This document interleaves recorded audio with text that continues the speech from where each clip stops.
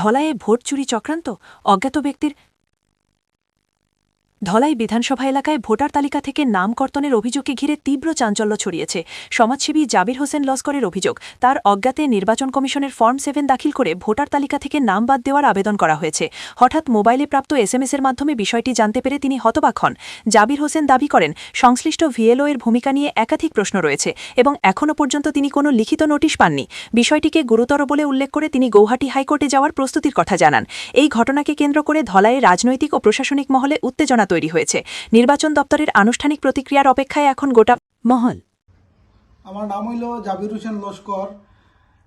বিগত দিনে আমার সোনাই বিধানসভা সমষ্টির আসলাম, এখন বর্তমানে ডিলিমিটেশন গার্ডেন ধলাই বিধানসভা সমষ্টির অন্তর্গত। কিন্তু একটা মারাত্মক ঘটনা, বিগত 30 তারিখ আমার মোবাইলে একটা মেসেজ আইছে যে সুব্রত দেব নামে একজন ব্যক্তি আমার ফর্ম 7 ফিল আপ করে দিয়ে আমার ভোটার লিস্ট তাকে নামটা কাটার লাগিন আবেদন করছেন। তো ব্যাপারটা বড় জটিল ব্যাপার।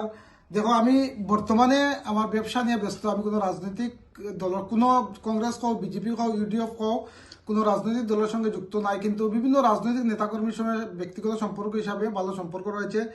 আমি বিগত দিনে সোনাই বিধানসভা যুব কংগ্রেসের উপসভাপতি ছিলাম, এরপরে সাধারণ সম্পাদক ছিলাম। এরপরে বিগত 2016 সাল পরে সোনাই বিধানসভা সমষ্টির বিধায়ক আমিনুল হক লস্কর, উনি বিজেপি দলের বিধায়ক ছিলেন, তাই উনার নেতৃত্বে আমাকে কাছাড় জেলা বিজেপি সংখ্যালঘু মোর্চা মাইনরিটি সেলের Cachar district IT cell convener করা হয়েছিল। তো আমার বক্তব্য হলো, যদি আমিও বিজেপি দলের কর্মী বিগত দিনে ছিলাম, কাছাড় ডিস্ট্রিক্টের আইটি সেল কনভেনার মাইনরিটি ডিপার্টমেন্টের, যদি আমার নাম এভাবে কাটা হয় তাহলে সাধারণ ভোটারের নাম তারা কি করবে? তো ব্যাপারটা বড় মারাত্মক। এর সূত্র মতে জানা গেছে, ধলাই বিধানসভা সমষ্টির প্রায় 11 থেকে 12,000 সংখ্যালঘু ভোটার যাদের বাংলাদেশ তমকাল লাগিয়ে নাম কাটার প্রচেষ্টা চলছে, এবং সোনাই বিধানসভা সমষ্টিতে প্রায় 30 থেকে 35,000 সংখ্যালঘু ভোটারের নাম কাটার প্রচেষ্টা চলছে।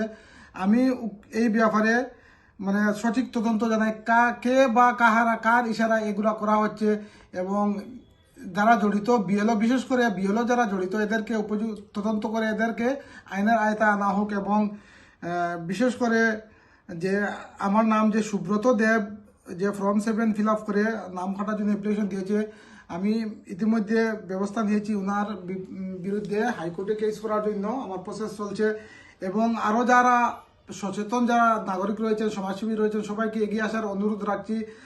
আমাদের দেখো, স্বাধীন ভারতে আমরা নাগরিক, এভাবে আমাদের গণতান্ত্রিক অধিকার খর্ব করা আমরা কিছুতেই মেনে নিতে পারবো না। ভবিষ্যতে যদি এগুলা সমাধান না হয় তাহলে তীব্র আন্দোলন গড়ে তুলবো আমরা যারা সমাজসেবী রয়েছি, বা বিশেষ করে ধলাই এবং সোনাই বিধানসভা সমষ্টি যারা সমাজসেবী যুবক রয়েছেন, সবাইকে আমি আহ্বান করছি, এখনো সময় আছে, আপনারা এগিয়ে আসুন। এর বিরুদ্ধে ভোট কাটার বিরুদ্ধে আপনারা প্রতিবাদ করুন। সময় গেলে কিন্তু সময় ফিরে আসবে না। আমরা গণতান্ত্রিক দেশে বসবাস করি, আমাদের কমসে কম গণতান্ত্রিক অধিকারটা রক্ষা করা সচেতন নাগরিকদের দায়িত্ব মনে করি। এবং বিশেষ করে আমি অনুরোধ রাখি আজকে প্রেসের মাধ্যমে, যারা এই ঘটনার জন্য দায়ী, সরকারি কর্মচারী, শিক্ষক, যারা বিএলওর ভূমিকায় রয়েছেন, এদের বিরুদ্ধে কঠোর থেকে কঠোরতম ব্যবস্থা নেওয়া হোক। ধন্যবাদ।